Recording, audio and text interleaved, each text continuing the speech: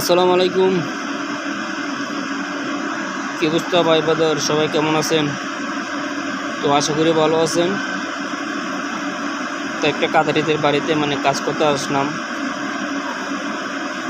হাজিয়ার কাজ, এটা বেড়া দেয়, বাংলাদেশে বলে আর কি, চারপাশে বেড়া দেয় কাদের দিয়ে। তো গাইস, এখানে কাম যদি না করে বাট কেউ দাম দেবে না। আর কাজ না থাকলে যারা ভিড় বেশি থাকবে অনেক সমস্যা, আর কাম থাকলে তাহলে কোনো সমস্যা নাই। তো এই যে আমার পেছনে একটা গাছ দেখতেছেন, এটা হচ্ছে খেজুর গাছ, মূলত ছোটো আর কি। তো এটা ওরা আস্তে আস্তে পানি যত্ন দিয়ে সব কিছু দিয়ে ওরা গাছের বেশি এনজয় করে আর কি। তো ওরা গাছের বেশি এনজয় করে। তো কাতারিতে বাড়িটা অনেক সুন্দর গাইস।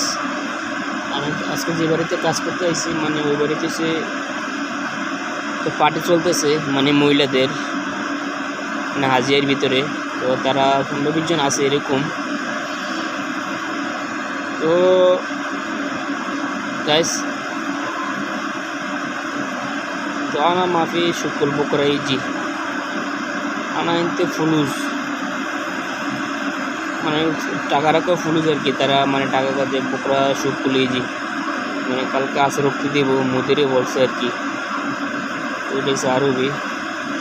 মাফি মালুম আরবি কালাম, যারা নতুন আসে ঠিক আছে, তো তারা আরবি জানে না, তো মাফি মালুম আরবি।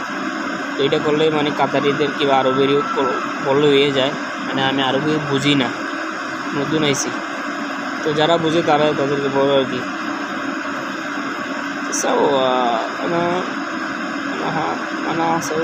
রাখতাম ইয়া।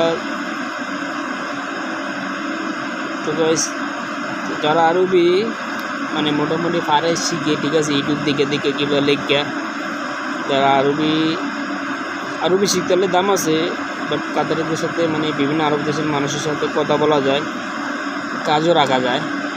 কাজের আইডিয়া করার লাগে, আইডিয়া না করলে তাহলে কোনো ফায়দা নাই ঠিক আছে। তারা এক করে কই ইতনিন, দুই কই আরবা, তালাতা, খামসা, সিত্তা,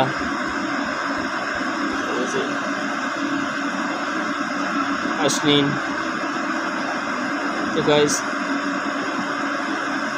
আরবি শিখতে থাকতে আরবি শেখা যায়। আর এমনিতে মূলত হচ্ছে দুইটা মাত্র আরবি শেখা যায় না, কেননা যে কোনো নতুন মানুষ আছে একটা তারা শিখতে পারবে না ঠিক আছে, সবার ক্ষেত্রে। তো আরবি আস্তে আস্তে শেখার একটু প্রয়োজন আর কি বোধ মনে করি।